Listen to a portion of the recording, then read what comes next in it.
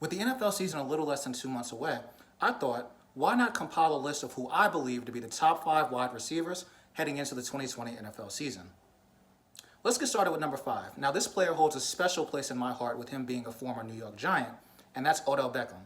In his first 3 years, he became the first player in NFL history to have 80 catches and 1,000 yards in each of his first 3 seasons. However, the last 3 seasons, he's been bitten by the injury bug quite a bit. Broken ankle, a thigh, and dealing with a sports hernia all of last season with the Cleveland Browns. Despite that, he still managed to put up over 1,000 yards receiving.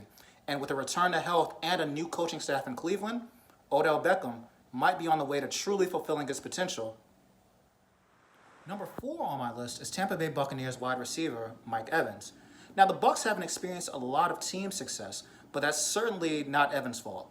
Last season, Evans joined Randy Moss as the only 2 wide receivers in NFL history with at least 1,000 yards receiving in each of their first 6 seasons.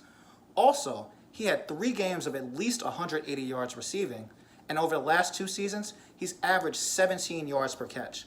With Tom Brady and Rob Gronkowski coming to town, we'll see if he, Chris Godwin, and the talented Tampa Bay Buccaneers offense can take the next step and maybe even become a playoff contender.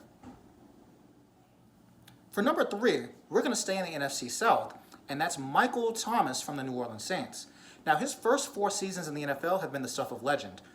470 catches and 5,512 receiving yards, both of which are NFL records. And over the last 2 seasons, he's caught a staggering 82% of the passes thrown his way. In 2019, he set the NFL season record with 149 catches to go with 1,725 receiving yards. Now, the New Orleans Saints don't really have a viable number 2 receiving option, so Michael Thomas, despite getting so much attention, continually proves why he's called Can't Guard Mike. The number 2 receiver on my list was a part of one of the most shocking transactions that occurred during the NFL offseason, and that's new Arizona Cardinals wide receiver DeAndre Hopkins. Now, Hopkins has been selected to the All-Pro First Team 3 consecutive years, and it's not hard to figure out why. The man produces no matter who's at quarterback, and he displays incredible body control, has a huge catch radius, and is as tough as they come, barely missing time. With DeAndre Hopkins now moving to Arizona, are the Cardinals a sleeper team in the NFC West? We'll see. And that leaves number 1. And who else could it be but Julio Jones?